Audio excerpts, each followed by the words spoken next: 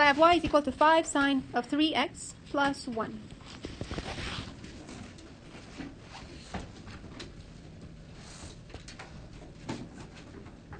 Although we touched a bit on the terminology of period, amplitude, midline, domain, and range last time, based on these transformations, we'll see a bit of a different interpretation today. Is all the study for that stuff just for the nice time? Sorry? Is this hard studying for that stuff for the nice time? No.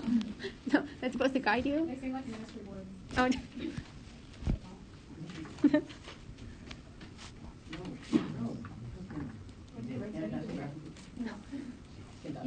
just go through motion just study. Okay, are you almost done? What are we supposed to do? Graph this? Yes. Sorry. How big is the graph?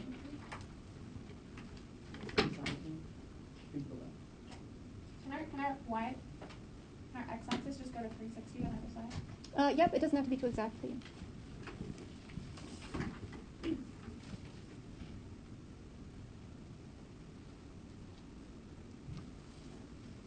Whoever's done first, they can go to the board and they can do the same at the board, but if you don't want to, that's fine. But try to wrap it up in the next 30 seconds.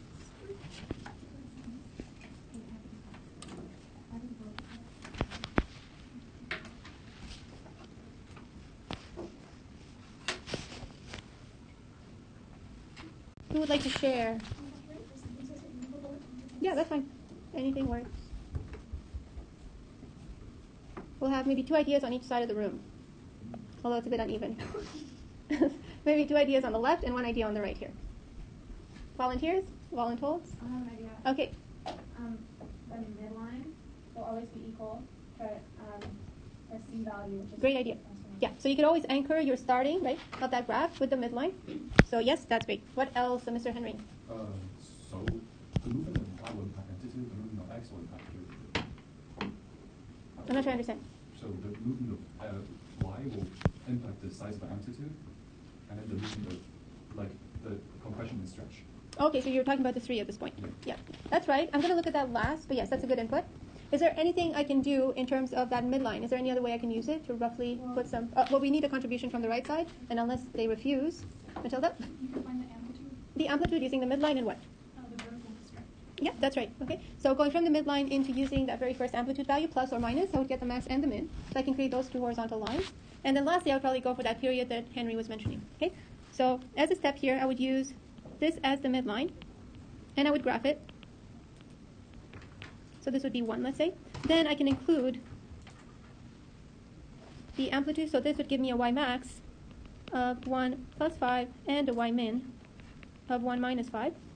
So that's step 2. And for the third one, I'm probably going to go for that value mentioned by Henry. And we know here the 3 gives me a horizontal what? Compression or stretch?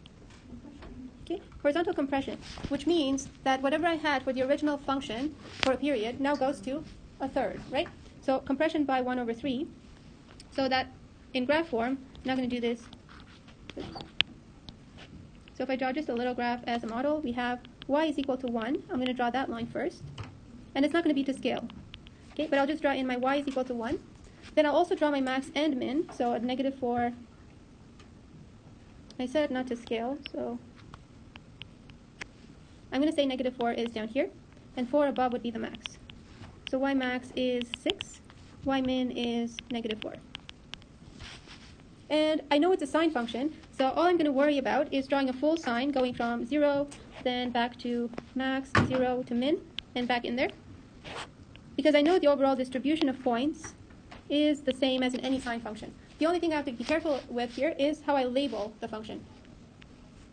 Okay, so all of this can be drawn quickly, right, using the amplitude, the midline. But once I label my period, I'm going to use the 360 degrees, the original period, and divide by 3 in this case, right, which is that given k value. So that's going to give me a period of 120. So in my graph, all I have to do is label this as 60, the first intercept, and this here as 120. Sorry? If I have it drawn to scale, No, that's fine. and do I have to label that?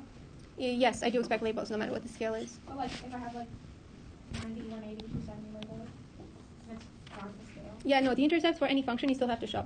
So 60 and 120, that you have to highlight. Especially on questions where I only ask you to graph the transform function, not the original. Just have to show the intercepts, because those link into the period.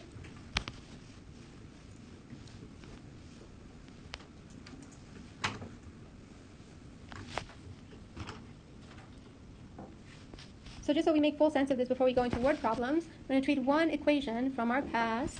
Remember when we saw things like 5 sine of 3x, we didn't do a lot of 3x or multiples of x, but if I look for the intercepts here, 5 sine of 3x plus 1 would have to be equal to 0, right? That's what happens when you find the intercepts. So if I try to solve for that now, I'm going to move the 5 over. So I have 5 times sine of 3x is negative 1. I divide both sides because I want just the sign. So I have negative 1 over 5. And yes, we can go to our calculator. Before we do that, what did that mean? What quadrant were we in if the sign was negative? Yep, 3 and 4. So we go here and here. And what we have there through sine inverse of 1 over 5 is just a little beta, right? So if you find your beta, what is it? If someone can plug that in.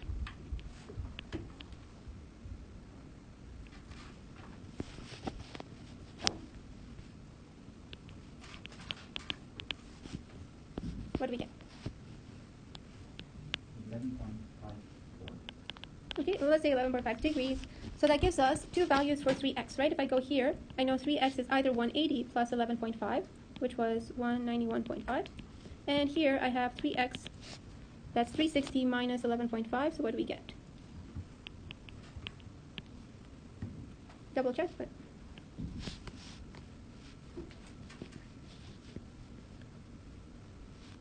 Okay, so these would be an answer for one full period, right? So I get 1x from 191.5 over 3, the other one at 348.5 over 3.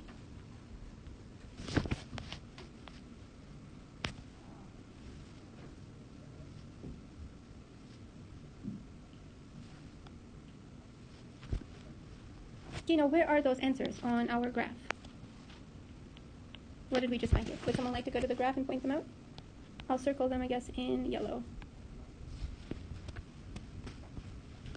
And I can lower the figure if that helps.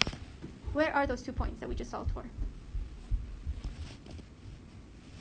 Not all at once.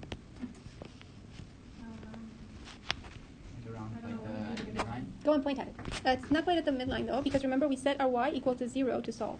So where is the y equal to 0? I know these axes aren't labeled, but that's... Also, So where is the y equal to 0? here. Yep, that's right. So the intercept with the x-axis, that's 1 point, and the other is where, Jasper? This one. Okay, the second one. Excellent. Okay.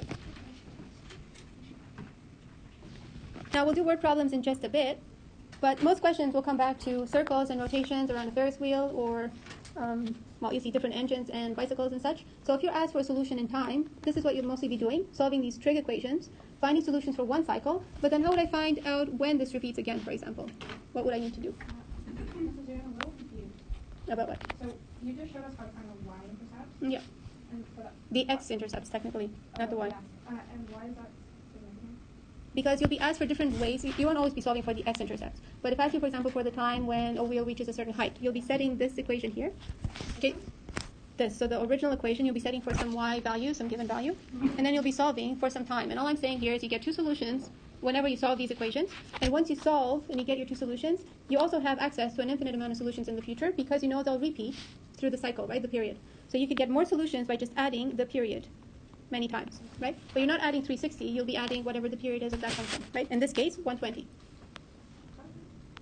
So it's just a reminder that what we did before for equation solving applies, well, now and into the future. But we didn't do a lot of that before. And now you can get a sense of it through graphing a bit better, not just through the CAST distribution. Okay? Alrighty. Okay, so the first problem, we'll try to use this in setting up our own equations. Okay, so these, we'll go back to amplitude, period, and interpretations of that to make a full equation, but we usually start with a graph. So who'd like to read this question out? It's about a carnival Ferris wheel. Me. Okay, Arnav, you can go. A carnival Ferris wheel with a radius of 7 meters makes one complete revolution every 16 seconds. The bottom of the wheel is 1.5 meters above the ground. Draw a graph to show how a person's height above the ground varies within time. Okay, so what they mean by person's height is the position in the little cart, right? So we'll draw our midline first, and we'll draw a Ferris wheel in the process too. So let's say, let's make this solid.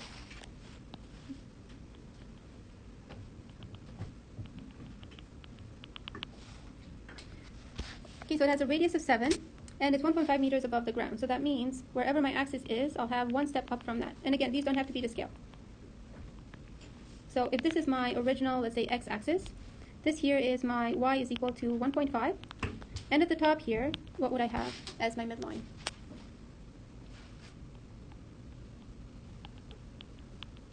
What would be the midline if the radius of the Ferris wheel is 7? 8.5. And finally, my maximum position will be at 8.5 plus 7, so that gives us a 15 point. Wait, what are those lines? What's It's just to guide us through the... 8.5 is the middle of the Ferris wheel? it's the midline, yeah. I don't understand what the question I have. It's asking you to draw a graph for this rotation. So right here, let's say I have a Ferris wheel, and it's going to go...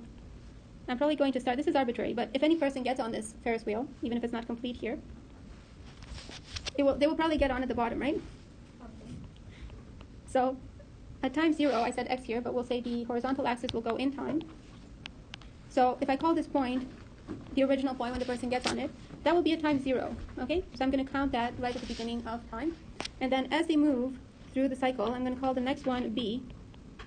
I'm just picking these points as they're quarter cycles. But once I get to B, I am on the level of the midline. So I'm going to create a point right here. Now I'm already defining a bit of a cycle length here.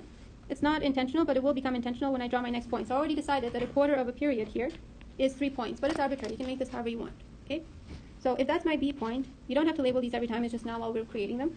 Then I get to the top, and that brings me another quarter of the way through to that Y max, right? So that's my C.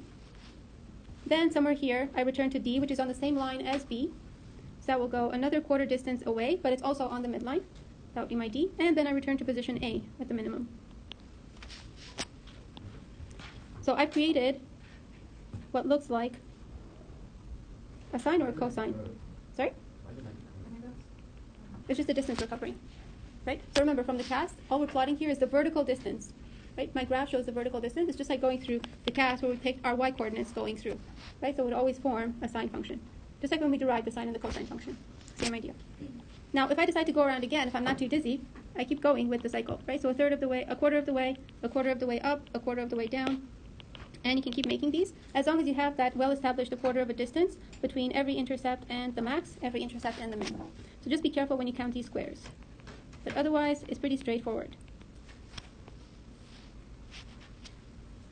Now I put my little labels in place, 4 quarters there for a full cycle, but I haven't indicated what that means in this problem. We were told 1 full revolution is 16 seconds. So there's a label I'm missing there, and where would I add it?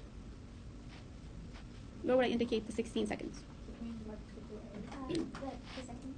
The second, sure. Yep, if it goes on the axis, that's my 16 seconds, and time is in seconds. And the next one would be at 32. Okay, but you're right, it's technically the span of the cycle, right? So 16 goes from point to point. If I label it on the axis, though, it stays where it is.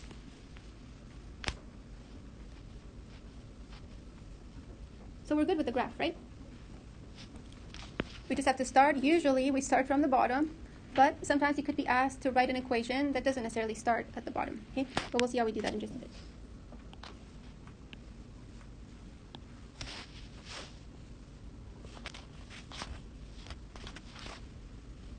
Are we happy with the graph? Any questions? No? Okay.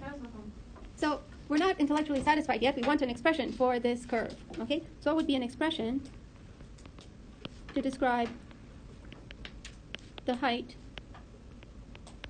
of the moving car?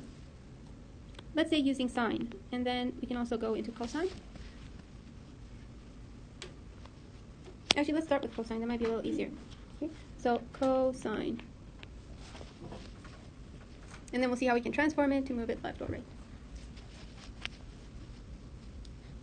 So what I would need here, what are the features? We need an amplitude, we need a period, and so a k value, right, that's related to the period, and we need that midline.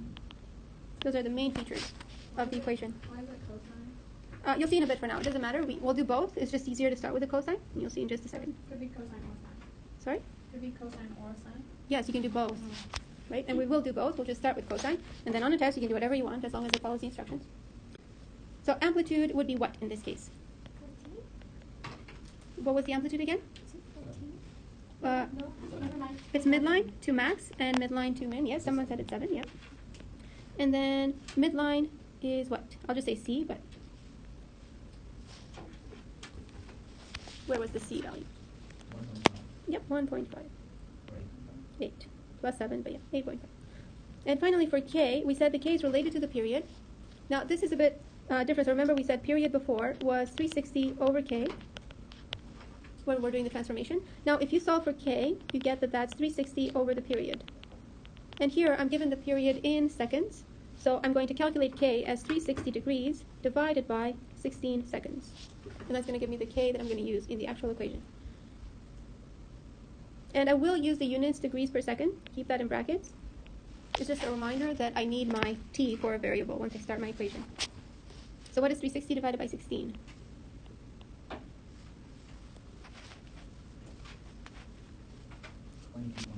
Okay. So I'm going to attempt an equation. It might not be final yet, but I'm going to say y is equal to, I said I'm focusing on the cosine. I know there's an amplitude of 7, which goes at the top, at the front. And then for C 8.5, that goes right at the end. And I still need an argument for cosine. I like to leave plenty of room just in case there is a phase shift or a horizontal shift. So here I go 22.5. And we said the variable in this case was time, right? So I have 22.5. And this is where it's a good, the reason why I have the units in there for 22.5 is you can do a little test. So 22.5 degrees per second. And then whatever time you're looking for, let's say 3 seconds, the seconds will cancel out. And you just get that in degrees, which is what you're supposed to get for the units within the argument. But if this confuses you, you don't have to focus on this for now. It's just a side note for the units. You know, it's not quite complete because if we remember, the actual cosine function goes from maximum to an intercept and then back up. So what I have here for a function doesn't start at a maximum, but starts at a minimum, right? So I'm just going to draw in a different color, let's say blue, what the cosine should look like if it was positioned there. That's right. Okay. So for this here, what I'm drawing is the real cosine with amplitude 7 and with an argument of 22.5 and plus 8.5. And yes, it's true, for the actual expression, all we need to do is show that that's a reflection about the x-axis, so we need to insert a little negative in front. But I still want both of them drawn and labeled at the top. So this would be y is negative 7 cos of 22.5t plus 8.5. I'm a little confused about what we have to draw in a test situation. You know what? In a test situation. Technically, I'm not sure what was the blue one that you said. that would be a real cosine function, because remember the cosine always starts at the maximum, right? Yeah. Okay, so I'm just drawing a 7 cos, just to compare it to the negative, the reflected value. Okay, so the final answer here, when you find your equation, should have a negative. So we have to do like the non-negative version? Graphically, I'm not asking you to, so if you just get the problem, no, it's fine. I just want you to see why we're inserting that negative in there. Is that clear?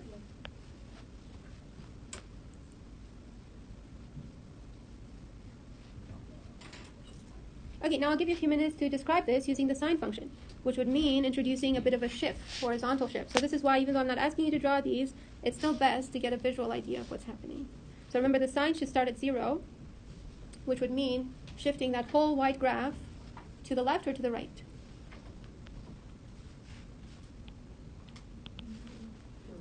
To the left, that's right. And it would move my point B into the y-axis, right?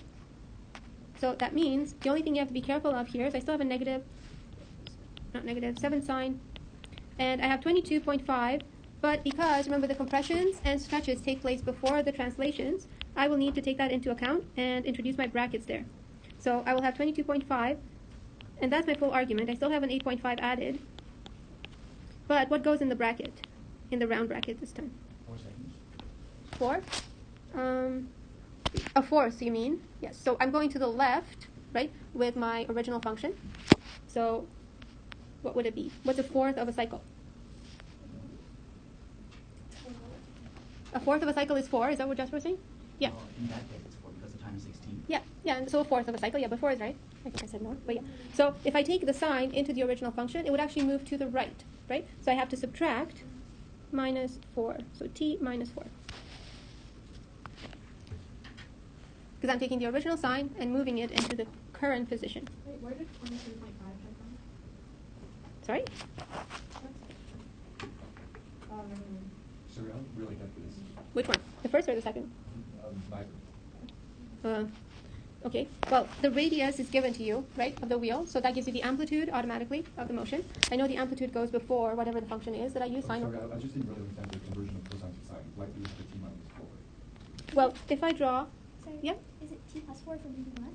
Well, no, because you have to think of the original, so the sine would be positioned on the axis, and I'm actually trying to push it out. I feel like you So I'm can move moving- it left or right of the No, you have to go to the right. So the original function, the 0, is at 0. So I'm moving it out.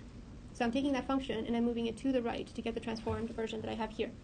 So it's the original sign that's moving outwards, which is minus, because it's going to the right. I'm not moving this graph. But isn't it already on 0? Why does No, it's not. No, right now it's at the minimum. So A is the minimum value, and that is on the y-axis. But if b's on the midline, you just move it to the left by 4 and then move the sine function. Yeah, but you're doing the opposite of what. So I want this expression, I want this graph in terms of sine. So I have to take my sine curve, which would start at 0, and push it out to match this graph. Wait, what? So you're thinking of it the other way around, right? But this is what I want. I want to take this, right?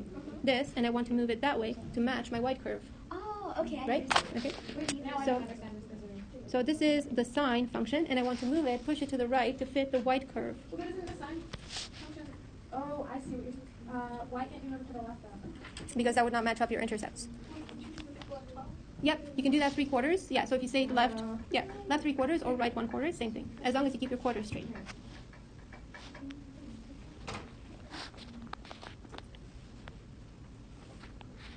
So the only note we're going to make here is 4 is a quarter of a cycle. Okay, so is a quarter of your period.